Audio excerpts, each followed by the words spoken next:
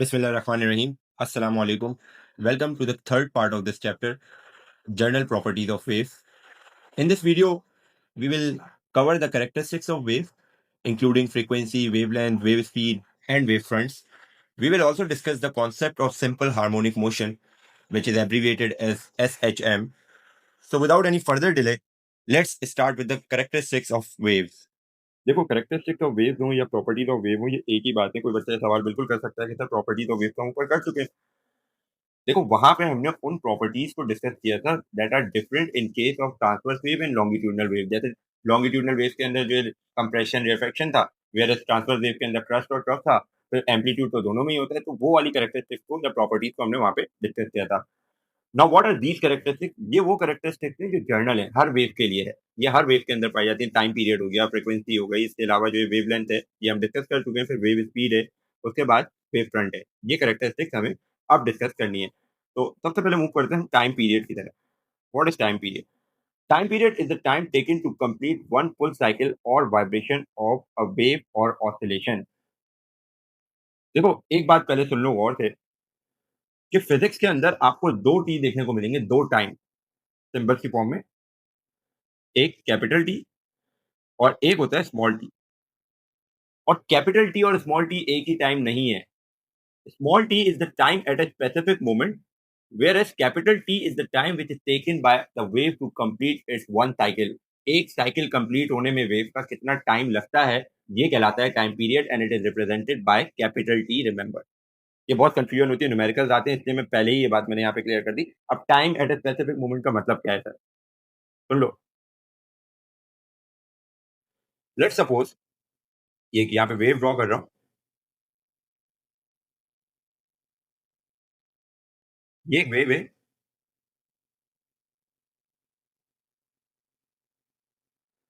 देखो इस वेव ने, ये वेव यहां से स्टार्ट हुई है, इस पॉइंट से, राइट? ये वेव यहां से स्टार्ट हुई और स्टार्ट होने के बाद ये इसका कहलाता है हाफ साइकिल। ये वेव का क्या है? हाफ साइकिल, जो पहले वाले साइकिल दिखाया मैंने आपको हाइलाइटर से। और इसका अगला हाफ कहाँ होता है?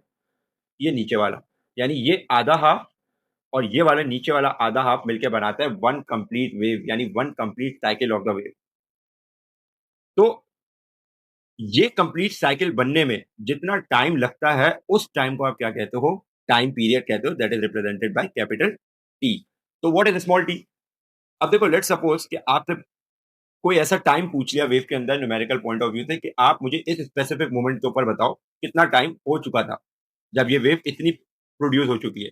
तो इस मोमेंट पे या फिर किसी स्पेसिफिक मोमेंट पे आपको बोलते कोई भी इस मोमेंट पे, तो इन मोमेंट्स के ऊपर जो आप टाइम निकाल रहे होगे ना, उस टाइम को आप रिप्रेजेंट करते हो स्मॉल टी से। वो वाला टाइम स्मॉल टी कहलाता है, राइट? तो अब ये वाली बात भी आई इसके अंदर की, और वाइब्रेशन ऑफ अ वेव और ऑसिलेशन, तो ये हम डिस्कस कर चुके हैं। आपको पता है एक पार्टिकल है, वो लॉन्गिट्यूडनल वेव में कैसे मूव करता है? वो आगे जाता है और फिर अपनी जगह पे वापस आ जाता है। और देखो ये जब गया और वापस अपनी जगह पे आया तो इसने एक कंप्लीट वाइब्रेशन कर ली। ये वाइब्रेशन है इसकी, ठीक है? और इस वाइब्रेशन को कंप्लीट करने में इसको जितना टाइम लगा है वो इसका कहलाएगा capital T, that is time period. तो वेव के केस में एक कंप्लीट साइकिल, वेव का एक साइकिल कंप्लीट होने में जितना टाइम लगता है उसे आप टाइम पीरियड कहते हैं। या फिर आप पार्टिकल की टर्म्स में समझ लें तो क्या है कि पार्टिकल जो है एक कंप्लीट ऑसिलेशन करता है तो उसमें उसको जितना टाइम लगता है उसको आप क्या कहते हो? टाइम पीरियड कहते हो। और ये फिजिक्स के अंदर कैपिटल टी से रिप्रेजेंट होता है। फिर कह रहा है it is inversely related to frequency. अगर आप टाइम पीरियड का फॉर्मूला देखो तो formula saying that time period is equals to the reciprocal of frequency, यानी ये फ्रीक्वेंसी का उलट होता है, मीन 1/f। अगर आप इसका फॉर्मूला देखो, T is equals to 1/f। अब इनवर्स या डायरेक्ट, देखो फिजिक्स में दो रिलेशन होते हैं, या तो इनवर्स या फिर डायरेक्ट। ये क्या कह रहा है आपको? कहता है it is inversely related to frequency. ये फ्रीक्वेंसी से इनवर्सली रिलेट करती है। क्या मतलब है इस बात का? देखो अगर दो क्वांटिटी एक दूसरे के साथ डायरेक्ट रिलेशन में है ना, अगर कोई फॉर्मूला आप देखो तो फॉर्मूले को देख के आप पता लगा सकते हो कि कौन सी क्वांटिटी आपस में डायरेक्ट रिलेशन में और कौन सी क्वांटिटी इनवर्स रिलेशन के अंदर है। जैसे अभी इस वाले फॉर्मूले को छोड़ो, अभी इसको छोड़ो, इधर देखो। आपने अगर एक सबसे नॉर्मल फॉर्मूला पढ़ा हो तो v equal to S upon T है। इसमें सारी क्वांटिटीज है इस फॉर्मूले के अंदर। ये v स्पीड है, s जो है डिस्टेंस है, t टाइम है। अब क्या कहने का मकसद है, क्या कहना चाह रहा हूं? देखो, अगर फॉर्मूले में दो क्वांटिटी बिल्कुल आमने सामने लिखी हुई है, यानी इक्वल टू के उस साइड दूसरी क्वांटिटी जो है क्या है, न्यूमिनेटर में है, तो इसका मतलब यह है कि वो अपने सामने वाली क्वांटिटी से डायरेक्ट रिलेशन में, मीन इस केस में V and S are directly related with each other. अब डायरेक्ट रिलेशन का मतलब क्या होता है? डायरेक्ट रिलेशन का मतलब होता है कि अगर एक क्वांटिटी बढ़ रही है तो दूसरी भी बढ़ेगी, एक क्वांटिटी कम हो रही है तो दूसरी भी कम ही होगी। ये डायरेक्ट रिलेशन कहलाता है फिजिक्स में। लेट्स सपोज इस केस में distance is directly proportional to speed, जो फॉर्मूला कह रहा है। तो क्या ये बात सही है? बिल्कुल। देखो, डिस्टेंस बढ़ेगा तो स्पीड भी बढ़ेगी। आपको पता है, जितना ज्यादा आप डिस्टेंस, अगर मैं आपको 50 मीटर के अंदर बोलूं कि मुझे जो है 100 की स्पीड करके दिखाओ, तो आप बोलोगे हो सकता है कि 50 मीटर ही खत्म हो जाए 100 की स्पीड अप्रोच करते करते, राइट? वेयर एज मैं आपको बोलूं 100 मीटर का डिस्टेंस है या फिर 200 मीटर का डिस्टेंस है, अब मुझे जो है 100 की स्पीड मार के दिखाओ, तो तुम बोलोगे हाँ, अब मुझे डिस्टेंस ज्यादा मिला है तो मैं स्पीड भी ज्यादा कर सकता हूँ अपनी। तो समझ गए होगे ये बात कि कैसे जो है डायरेक्ट रिलेशन के अंदर ये दो चीजें। वेयर है स्पीड की बात कर लूं टाइम के साथ, तो ये टाइम जो है आप देख रहे होगे डिनोमिनेटर में, इसका मतलब ये है कि ये सामने वाली क्वांटिटी जो v है, इसके साथ इनवर्स रिलेशन के अंदर है। इनवर्स का मतलब होता है कि एक क्वांटिटी बढ़ रही है तो दूसरी कम होगी, एक कम हो रही है तो दूसरी बढ़ेगी। ये वाला मामला होता है इनवर्स के अंदर, ये दूसरा रिलेशन होता है फिजिक्स में। अब इस फॉर्मूले के अकॉर्डिंग क्या ये बात सच है? देखो, कहते हैं time is inversely proportional to velocity according to this formula, right? क्या ऐसा है? बिल्कुल ऐसा ही है। जितना कम टाइम होगा, जितना कम टाइम लोगे तुम, उतनी ज्यादा स्पीड है तुम्हारी। या फिर इसको ऐसे कह लो कि जितना कम तुम्हें टाइम लगेगा, उतनी ज्यादा तुमने स्पीड लगाई होगी कहीं पहुंचने के लिए। ये ऐसे ऐसे फिजिक्स के अंदर किसी भी फॉर्मूले को देख के आप पता कर सकते हो कि दो क्वांटिटीज आपस में डायरेक्ट रिलेशन में या फिर इनवर्स रिलेशन के अंदर है। Well, this is not part of our discussion, सिर्फ बात को समझाने के लिए मैंने आपको बताया। अब इधर देखना जरा इस फॉर्मूले में, क्योंकि इस फॉर्मूले के अंदर हमारे पास वन है, तो वन तो एक कांस्टेंट है, तो उसे हमें देखने की जरूरत नहीं है कि वन टाइम पीरियड के साथ क्या होगा। ये कोई क्वांटिटी नहीं है। होता अगर कोई सामने क्वांटिटी होती तो वो टाइम पीरियड से डायरेक्ट रिलेशन में होती। अब ये क्या कह रहे हैं? It is inversely related to frequency, यानी time period and frequency are inversely related with each other. Means एक चीज बढ़ेगी तो दूसरी कम होगी। और ऐसा ही है कि जितनी ज्यादा फ्रीक्वेंसी होती है, उतना कम टाइम लगता है वेव को ट्रेवल करने के लिए। मीन ज्यादा फ्रीक्वेंसी, वेव तेज ट्रेवल कर रही है, यानी कम फ्रीक्वेंसी, वेव हल्के ट्रेवल कर रही है, यानी समझ लो बात को। इसलिए ये चीज क्या लिखी हुई है? It is inversely related to frequency, और फॉर्मूले के अकॉर्डिंग भी ऐसी बात ही है। अब where t is the time period in seconds and f is the frequency in hertz is the unit of frequency, the unit of time period is second, time period का unit क्या होता है? Second होता है। आगे बढ़ते हैं frequency की तरफ। What is frequency now? Frequency is the number of complete waves or cycles that passes a given point in 1 second. एक सेकंड के अंदर कितने साइकिल्स कंप्लीट हो गए? जैसे ये वाली बात अभी मैं आपसे कर रहा था इधर समझाने में आपको, कि ये एक साइकिल को कंप्लीट होने में जितना टाइम लगता है वो टाइम पीरियड होता है। अब अगर वेव एक सेकंड में दो साइकिल्स कंप्लीट कर रही है, अगर आप इधर देखो तो यहाँ पे दो साइकिल्स बन रहे हैं। अगर एक सेकंड में वेव दो साइकिल्स कंप्लीट कर रही है, तो इसका मतलब ये उसकी फ्रीक्वेंसी है। अब हो सकता है कि कोई वेव, एक और वेव आप प्रोड्यूस करें और वो एक सेकंड में 3 साइकिल प्रोड्यूस कर ले। इसका मतलब क्या है?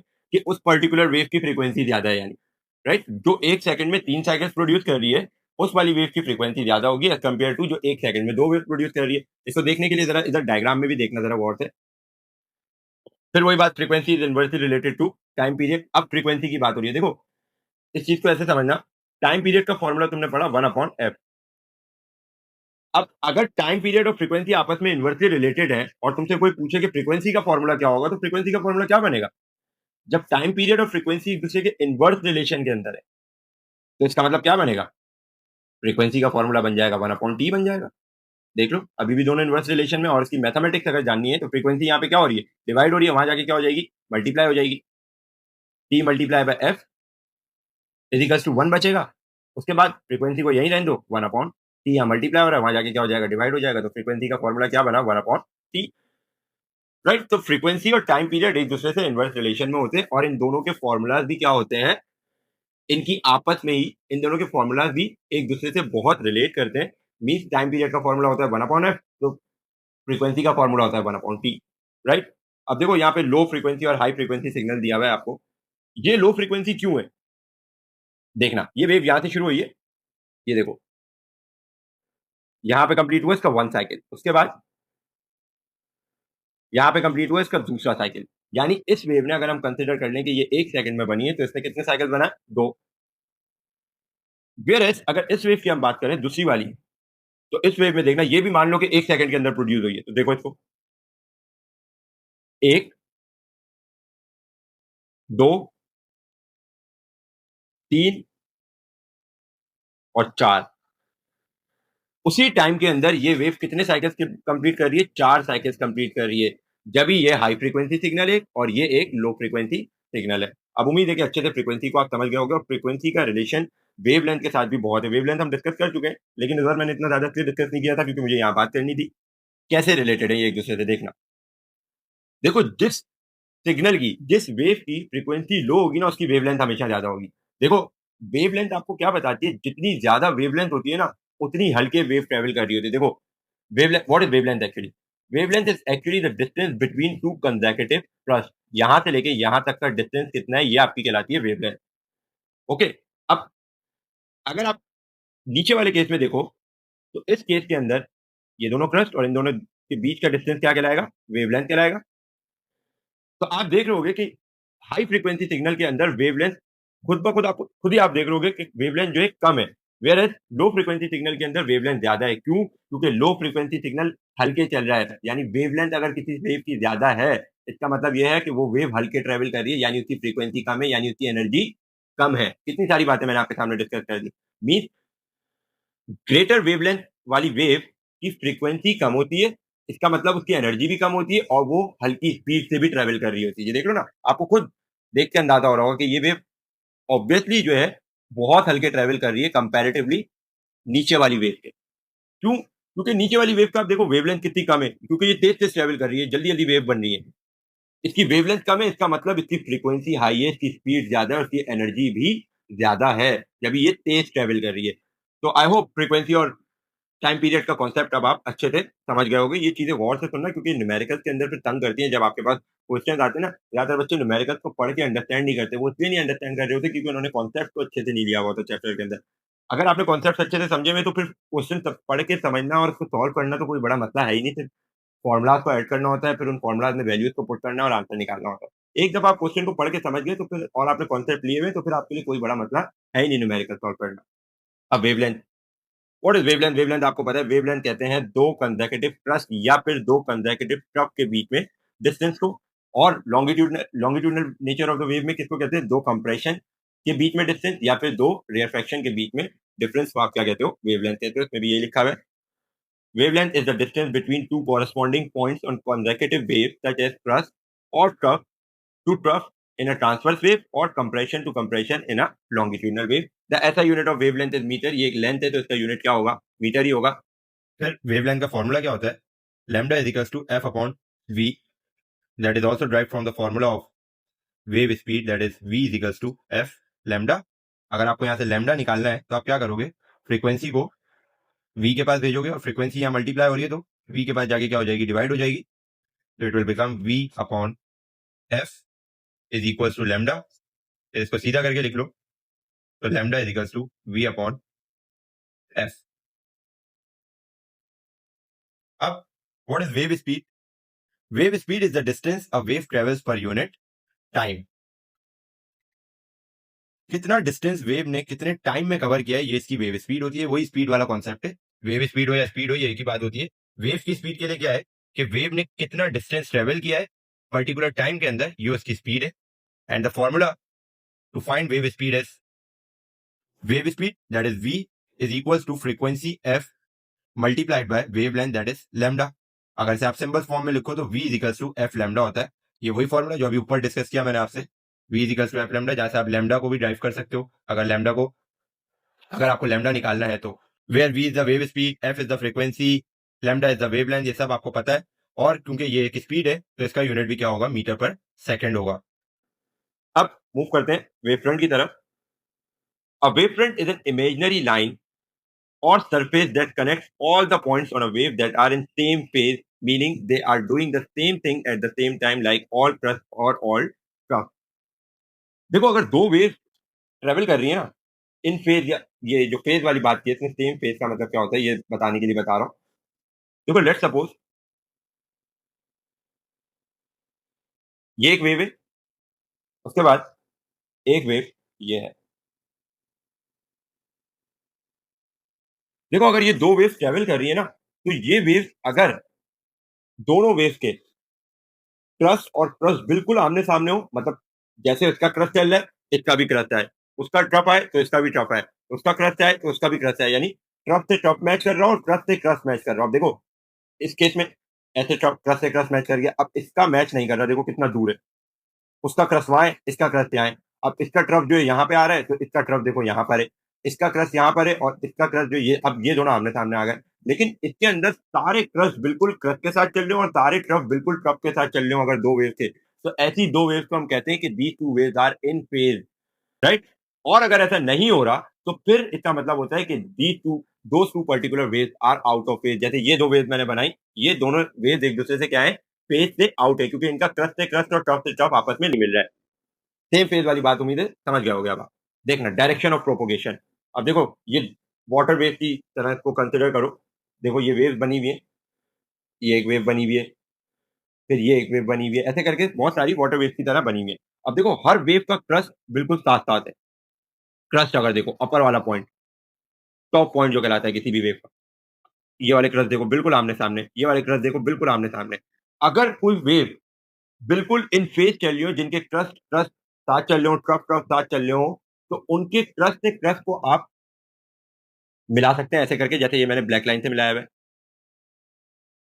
जैसे ये अभी मैं रेड लाइन से करता जा रहा हूँ, ये देखो सारे क्रस्ट हमने मिला दिए। या फिर आप ट्रफ भी मिला सकते हो, जैसे ये ट्रफ है, ये ट्रफ मिला दिया आपने, फिर ये ट्रफ मिला दिया आपने, फिर ये ट्रफ मिला दिया आपने। ये क्रस्ट से क्रस्ट आपने जो मैच किया और ट्रफ से ट्रफ आपने जो मैच किए, ये इमेजिनरी लाइन्स होती हैं सिर्फ। ये आप इमेजिन कर सकते हैं, रियल में आपको वाटर वेव भी आप देख रहे होते होंगे तो आपको दिख नहीं रही होती हैं। ये आप सिर्फ इमेजिन कर सकते हो। इन्हीं लाइन्स को आप क्या कहते हैं? वेव फ्रंट कहते हैं, और ये इमेजिनरी लाइन्स होती हैं। जब ये डेफिनिशन में क्या कह रहा है आपसे? A wavefront is an imaginary line or surface that connects all points on a wave that are in same phase। देखो ये सेम फेज के अंदर है, इनको हमने कनेक्ट करा हुआ है। किन लाइन से? उन लाइन से जिनको आप वेव फ्रंट कहते हो। Meaning they are doing the same thing at the same time. Means crest के टाइम पे दूसरी वाली वेव का भी क्रस्ट है, तीसरी वाली वेव का भी क्रस्ट है, तो ट्रफ के टाइम पे जो है, पहली वेव का भी ट्रफ होगा, फिर दूसरी का भी ट्रफ होगा, तीसरी का भी ट्रफ होगा। लाइक ऑल क्रस्ट और ऑल ट्रफ, वही वाली बात जो अभी मैंने आपसे की। उम्मीद है अच्छे से जो है कैरेक्टरिस्टिक्स ऑफ वेव को अब आप समझ गए होंगे। Now let's move towards our next topic, that is simple harmonic motion. But before talking about simple harmonic motion, let's talk about the periodic motion. What is periodic motion? Because simple harmonic motion is a type of periodic motion, and before understanding simple harmonic motion, you must know that what is periodic motion. And all periodic motions are not simple harmonic in nature, but all simple harmonic motions are periodic in nature. ये बात आपको इंशाल्लाह ताला जब मैं इस lecture को and करूंगा तो आपको अच्छे से समझ आ जाएगी। अभी हम बात करते हैं पीरियोडिक मोशन की। क्या आपने कभी झूला देखा है? एक स्विंग होता है, इस टाइप का झूला। यकीनन आपने देखा होगा ये स्विंग, कभी हम फार्म हाउस, पिकनिक्स वगैरह पे जाते हैं तो। या आपने कभी कोई पेंडुलम वाली घड़ी देखी होगी, यकीनन वो भी देखी होगी आप लोगों ने। तो ये जो झूला मूव कर रहा होता है और क्लॉक के अंदर जो पेंडुलम कंटीन्यूअसली मूव कर रहा होता है, ये एक्चुअली जो एग्जांपल्स हैं पीरियोडिक या फिर ऑसिलेटरी मोशन की। जैसे लेट्स सपोज कि ये आपके सामने एक स्विंग है, आपको पता है कि ये इस पोज़ीशन पे अगर मौजूद है, तो आप क्या करोगे? जब ये स्टिल है, रुका हुआ है, कोई आके झूले पे बैठे, तो आप दूसरा बंदा यूजुअली क्या करता है, उसको पीछे पुश करता है और फिर वो झूला जो है कंटीन्यूअसली आगे, पीछे दोनों डायरेक्शन के अंदर मूव करता रहता है। But the direction of that particular swing is always towards it's mean position. Mean position का मतलब क्या होता है? मीन पोज़ीशन वो पोज़ीशन होती है जहाँ पे स्विंग जो है रेस्ट के अंदर होता है। मतलब स्विंग रुका हुआ है जब, तो जिस पोज़ीशन पे वो रुका हुआ है वो उसकी मीन पोज़ीशन है। फिर आप उसको मीन पोज़ीशन से जो है पीछे पुल करते हो और पुल करने के बाद छोड़ देते हो, तो वो कंटीन्यूअसली मूव करता रहता है। अगर आप इस मोशन के अंदर एक चीज़ ऑब्ज़र्व करो, तो झूला जो मूव कर रहा होता है वो हमेशा ऊपर जाए, आगे की तरफ, या फिर पीछे की तरफ जाए, ऊपर। बट उसका डायरेक्शन जो होता है ना, वो हमेशा अपनी मीन पोज़ीशन की तरफ होता है, जहाँ से वो स्टार्ट हुआ था। तो ऐसे ही मोशन को हम क्या कहते हैं? ऑसिलेटरी मोशन या फिर पीरियोडिक मोशन भी कहते हैं। जब कोई चीज़ एक पॉइंट से दूसरे पॉइंट तक जाती है और फिर वापस उसी रास्ते से अपनी पहली पोज़ीशन की तरफ आती है, और ये प्रोसेस बार-बार रिपीट होता रहता है, तो इस मोशन को ऑसिलेटरी मोशन या फिर पीरियोडिक मोशन कहते हैं आप। ये चीज़ लिखी हुई है आपके पीछे डेफिनिशन के अंदर भी। देखो, periodic motion, any form of motion that repeat itself after fixed intervals of time is called periodic motion. या फिर इसको ऑसिलेटरी मोशन भी कहा जाता है। अगर आपको इस मोशन को की एक और एग्जांपल लेनी है, तो आप लोगों को पता है कि जो सॉलिड के पार्टिकल्स होते हैं, अगर मैं एक सॉलिड मटेरियल यहाँ पे ड्रॉ करूँ, वो टाइटली एक दूसरे से क्या होते हैं? पैक्ड होते हैं, but they tends to vibrate, ये वाइब्रेट करते हैं और ये वाइब्रेशन करते हैं जब भी तो किसी सॉलिड के अंदर साउंड प्रोड्यूस होती है। साउंड क्या है? Sound is a vibration of particle. अब ये जो वाइब्रेशन होती है, ये वाइब्रेशन होती कैसे है? अगर मैं पार्टिकल्स को थोड़ा खोल के बनाऊँ किसी बॉक्स के, तो वाइब्रेशन एक्चुअली कैसे हो रही होती है? ये पार्टिकल क्या करता है, जब भी आप किसी सॉलिड पे हाथ मारो या कोई कोई भी चीज़ उससे स्ट्रक करो, तो उसके अंदर वाइब्रेशन प्रोड्यूस होती है और वो वाइब्रेशन जो है साउंड प्रोड्यूस कर रही होती है, जो साउंड आपको आती है। जैसे आपके पास अभी टेबल रखी है, तो आप टेबल पे हाथ मारो, तो आपको आवाज़ आएगी। वो आवाज़ क्यों आ रही है? क्योंकि पार्टिकल्स वाइब्रेट कर रहे हैं। पार्टिकल्स वाइब्रेट करते हैं, तो वो पीरियोडिकली अपने मोशन को परफ़ॉर्म करते हैं। देखो कैसे? ये पार्टिकल है, ये पार्टिकल आगे जाएगा और आगे जाने के बाद इस वाले पार्टिकल को एनर्जी देगा। ये वही बात ट्रांसवर्स वेव वाली बात, सॉरी लॉन्गिट्यूडिनल वेव के अंदर जो हम लोग स्टडी कर रहे थे, ये वही वाली बात है कि एक पार्टिकल आगे वाले को हिट करता है, फिर आगे वाला आगे वाले को हिट करता है। तो वो उधर भी मैं बार-बार कह रहा था, ऐसे मोशन को हम सिंपल हार्मोनिक मोशन कहते हैं। तो पार्टिकल क्या करेगा? बार-बार आगे वाले को हिट करेगा और फिर वापस अपनी जगह पे आ जाएगा और फिर ये वाला काम ये कंटीन्यूअसली करता रहेगा। आगे जाएगा, वापस अपनी जगह पे आएगा, फिर आगे जाएगा, वापस अपनी जगह पे आएगा। इसी तरह ये वाला जो है आगे जाएगा, इसको एनर्जी देगा और फिर वापस अपनी जगह पे जाएगा, आ जाएगा। तो हर पार्टिकल यहाँ पे जो है पीरियोडिक मोशन परफॉर्म कर रहा है, मीन वो जितना भी मोशन करे आगे की डायरेक्शन में या फिर पीछे की डायरेक्शन में, वाइब्रेशन क्या होती है? एक पार्टिकल आगे पीछे मूव हो रहा है, बैक एंड फोर्थ मूव हो रहा है। तो आगे मूव करे या पीछे मूव करे, उसका जो डायरेक्शन होता है वो हमेशा अपनी मीन पोजीशन की तरफ होता है, यानी उस पोजीशन की तरफ जहाँ पे वो रुका हुआ था पार्टिकल। तो सॉलिड के अंदर भी जब वाइब्रेशन होती है तो पार्टिकल जो है पीरियोडिक मोशन परफॉर्म कर रहे होते हैं। अब what is simple harmonic motion? Simple harmonic motion is actually a type of periodic motion. ये एक पीरियोडिक मोशन की टाइप है। मीन्स तो इसके बीच में कोई ना कोई डिफरेंस भी होगा, यानी सिंपल हार्मोनिक मोशन और पीरियोडिक मोशन एक चीज नहीं है। हाँ, बाय कॉन्सेप्ट बाय थ्योरी आप कह सकते हैं कि सिंपल हार्मोनिक मोशन और पीरियोडिक मोशन बड़े मिलते जुलते हैं, बट अगर साइंटिफिकली इस चीज को अंडरस्टैंड करोगे, तो periodic motion and simple harmonic motion are not same. Yes, we can say कि all simple harmonic motion are periodic in nature, but all periodic motion are not simple harmonic motion. ये बात इंशाल्लाह ताला जब हम पढ़ लेंगे सिंपल हार्मोनिक मोशन को, तो फिर मैं एंड में आपको रिलेट करके बताऊंगा कैसे। To understand the concept of simple harmonic motion, इस डायग्राम को देखना पड़े। देखो ये एक स्प्रिंग है और स्प्रिंग का एक एंड जो है वॉल से कनेक्टेड है और दूसरा एंड जो है एक फॉक्स से कनेक्टेड है, जिसका कोई ना कोई मास होगा। अब अगर मैं तुमसे कहता हूं कि इस मास वाले बॉक्स को पुल करो या फिर खींचो और छोड़ दो, तो क्या होगा? तो तुम बोलोगे कि ये सर सिंपल सी बात है, अगर मैं इसको खींच के छोड़ूं तो ये कंटिन्यूअसली जो है आगे पीछे मूव करेगा और फिर एक टाइम पे आके रुक जाएगा। बिल्कुल ऐसा ही होगा। देखो जब इसको तुम पुल करके छोड़ो या फिर यही काम यही काम मैं कह सकता हूँ कि तुम अगर इसे पुश भी करो, यानी अंदर की तरफ भी प्रेस करो, तब भी यही होगा। ये जो है आगे पीछे मूव होगा बॉक्स और एक जगह पे आके रुक जाएगा। और ये काम क्यों हो रहा है? क्योंकि स्प्रिंग जो है वाइब्रेटरी मोशन या फिर पीरियोडिक मोशन करता है, बैक एंड फोर्थ मोशन जिसे आप कहते हैं। इसकी वजह से ये बॉक्स भी हिलता रहेगा और एक टाइम पे आके रुक जाएगा। और जिस पोजीशन पे रुकेगा उस पोजीशन को आप क्या कहते हो? इक्विलिब्रियम पोजीशन कहते हो। ये भी हमने डिस्कस किया है, पोजीशन या इक्विलिब्रियम पॉइंट। अब लेट्स सपोज मैं तुमसे कहता हूँ कि इस मास के बॉक्स को स्ट्रेच करो यहाँ तक, और फिर एक और केस में मैं तुमसे कहता हूँ कि इस बॉक्स को यहाँ तक डिस्प्लेस करो। Displacement in the case of simple harmonic motion is represented by x. तो एक्स जहाँ भी यूज करूँ, समझ जाना हम डिस्प्लेसमेंट के लिए यूज कर रहे हैं। अब देखो तुम मान लो कि ये केस ए है और ये केस बी है। केस ए हो या बी हो, एक चीज पहले मुझे आप जवाब देना, जो कि सबसे इंपॉर्टेंट कॉन्सेप्ट है, जो अभी तक क्या हमारी हमने हाईलाइट नहीं किया। स्प्रिंग ऑब्जेक्ट को वापस क्यों लाती है? तुम ए तक इसको स्ट्रेच करो या बी तक स्ट्रेच करो, ये स्प्रिंग जो है इसको ऑब्जेक्ट को वापस नहीं लाएगा। क्यों लाता है? क्योंकि स्प्रिंग एक फोर्स लगाती है। क्या लगाती है? एक फोर्स लगाती है, यानी पुलिंग फोर्स लगाती है, अपनी तरफ पुल करती है। और इस फोर्स को आप कहते हैं रीस्टोरिंग फोर्स। ये स्प्रिंग के अपने अंदर होती है कि आप स्प्रिंग को जितना भी स्ट्रेच कर लो, वो वापस अपनी ओरिजिनल पोजीशन के अंदर आ जाएगा, until and unless you are not stretching that particular spring beyond its elasticity limit. अगर आप उसको ज़्यादा स्ट्रेच कर दो जो उसकी लिमिट भी नहीं है, तो फिर अल्टीमेटली क्या होगा कि वो स्प्रिंग का शेप चेंज हो जाएगा। ये हमने 9th क्लास फिजिक्स के अंदर डिस्कस किया था, आपको याद होगा, हुक लॉ के अंदर। बट अगर लिमिट में रहते हुए उसको तुम स्ट्रेच करोगे, तो स्प्रिंग हमेशा अपनी ओरिजिनल पोजीशन पे वापस आएगा ही।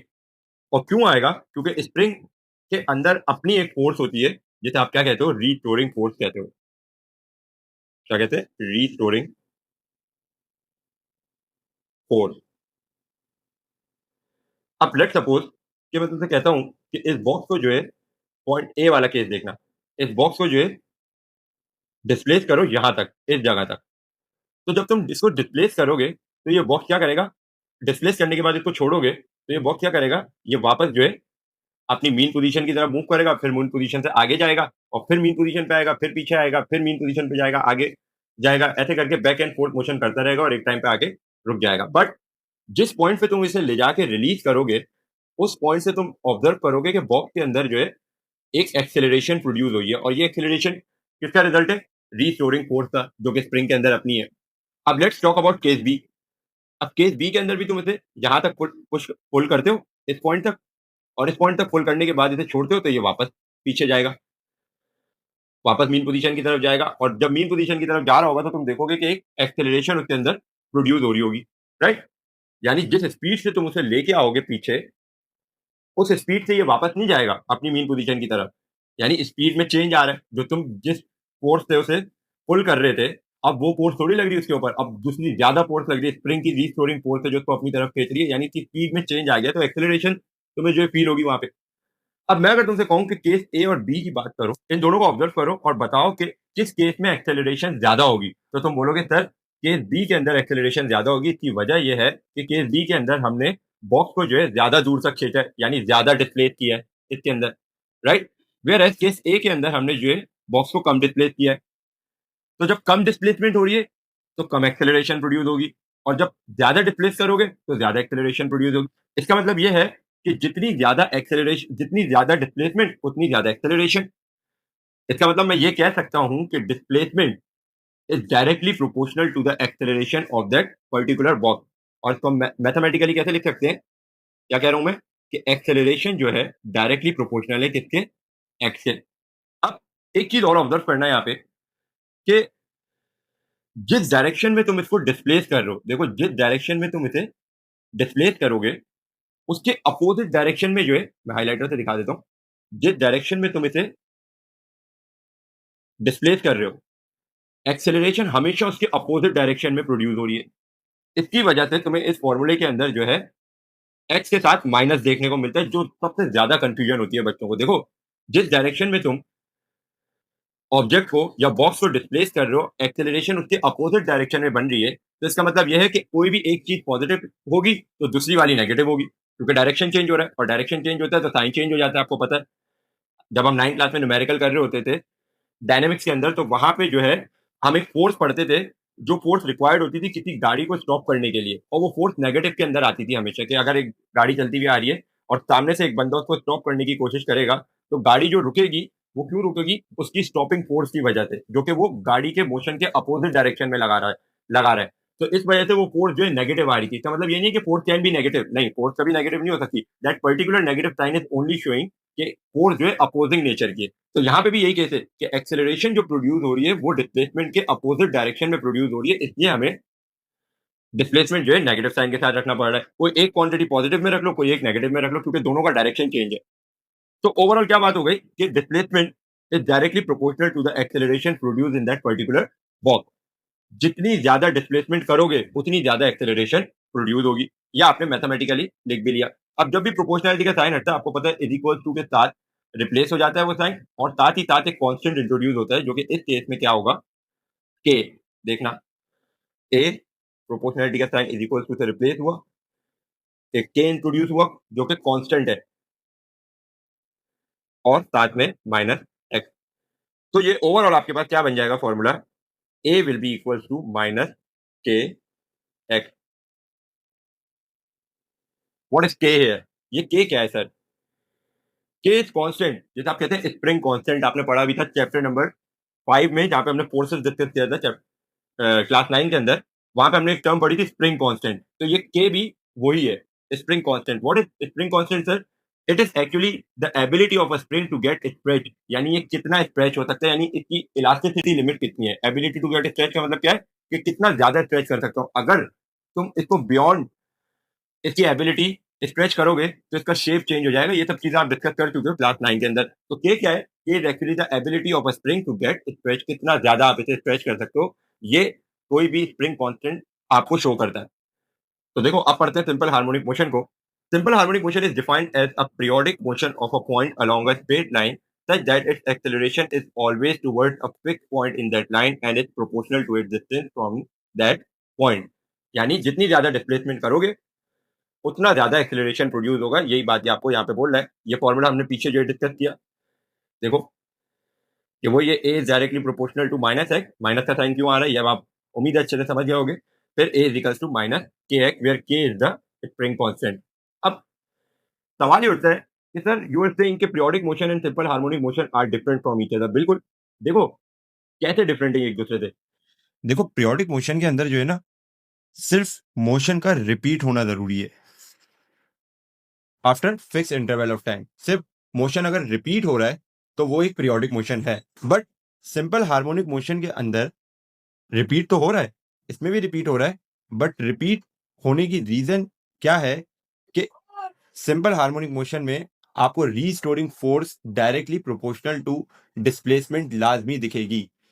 रीस्टोरिंग फोर्स कह लो, क्योंकि देखो वही रीस्टोरिंग फोर्स तो उसके अंदर जो एक्सेलरेशन प्रोड्यूस कर रही होती है. जैसे ये एक स्प्रिंग है और ये एक मास से लगी हुई है. अब इसको आपने पुल किया और पुल करके छोड़ा. ये जो आपने पुल किया है ये इसके अंदर इसको डिस्प्लेस किया है, राइट. और ये डिस्प्लेसमेंट डायरेक्टली प्रोपोर्शनल होती है एक फोर्स के जो स्प्रिंग के अंदर होती है, जैसे आप क्या कहते हो रीस्टोरिंग फोर्स.